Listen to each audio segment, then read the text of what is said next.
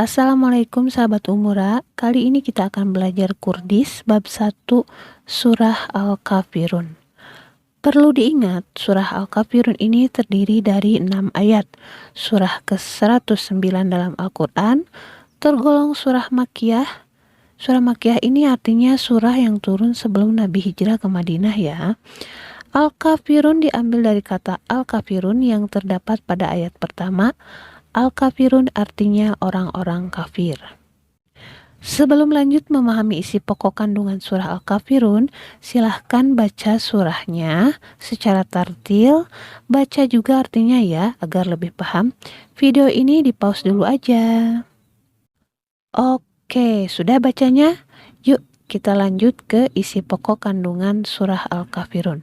Sebab turunnya surah Al-Kafirun adalah untuk menolak usulan kaum kafir Quraisy. Jadi dulu orang-orang kafir Quraisy sangat cemas melihat perkembangan dakwah Nabi Muhammad SAW yang begitu pesat. Mengetahui hal tersebut, mereka senantiasa berusaha menghalangi dakwah Nabi dengan berbagai cara dan bujukan. Bahkan menggunakan hinaan dan ancaman. Tapi Nabi Muhammad SAW tidak pernah takut. Bahkan pengikut Nabi Muhammad SAW terus bertambah. Karena usaha kaum kafir itu sia-sia, akhirnya suatu ketika datanglah sekelompok orang kafir menawarkan ide kepada Nabi Muhammad SAW.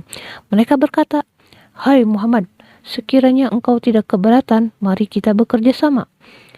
Suatu saat engkau dan pengikut-pengikutmu menyembah Tuhan kami, dan saat yang lain kami menyembah Tuhan engkau.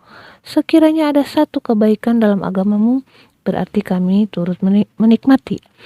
Demikian juga sebaliknya, sekiranya di dalam agama kami ada kebaikan, engkau dan pengikutmu juga dapat merasakan kebaikan itu."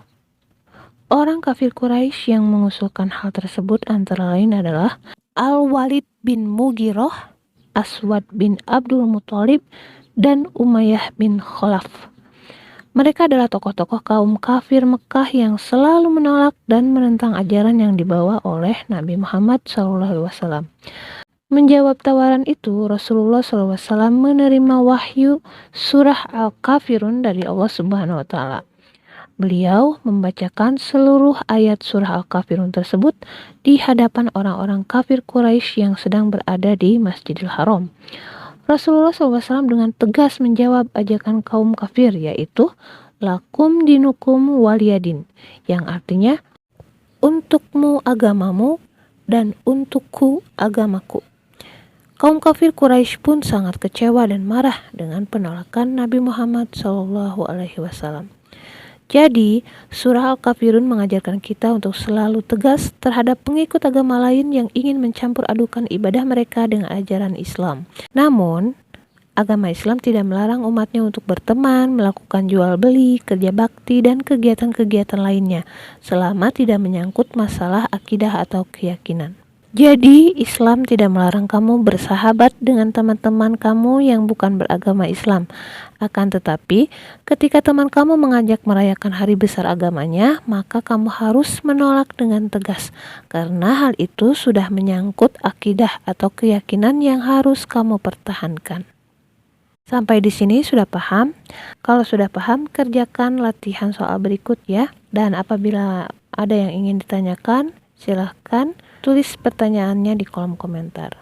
Sampai di sini dulu, Umura pamit. Assalamualaikum warahmatullahi wabarakatuh.